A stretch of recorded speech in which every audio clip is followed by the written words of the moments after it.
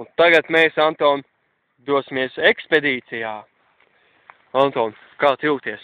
Tev nav bail šais džungļos? Es nevaru attaisīt taviņu. Tu pats redzēji, ko mēs tur redzējām. Man paliek bail. Es redzēju to pašu, ko tu redzēji. Es nezinu, ko redzēji tu, bet es redzēju to, ko es redzēju.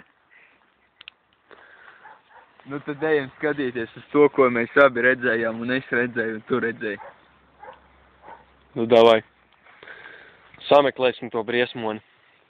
Labi, Anton, ej pa priekšu. Ķipa, lai mēs atpakaļ tiekam, ja? Jā. Mēs dodamies ekspedīcijā. Dziļāk džungļos. Redzi, Anton, neku zvēru taka. Taka? Jā. Vai taka? Taka. Uzdamies ļoti klusi.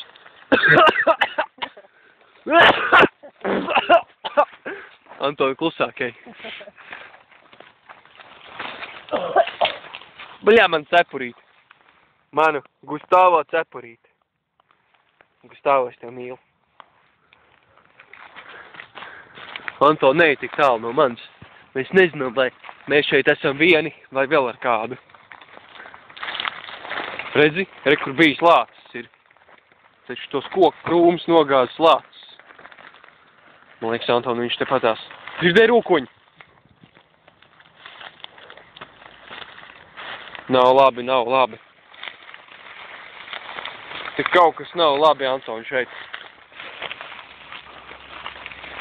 Anton, te kaut kas nav labi. Kā tev liekas? Tu esi tādās pašās domās? Jā. Kas te varēja nogāzt šito? Āderes? Dzīvnieki? Planētiešu kuģis? Mēs to vēl nezinām. Mēs to noskaidrosim nākošajā ekspedīcijas sērijā. Vai ne, Anton?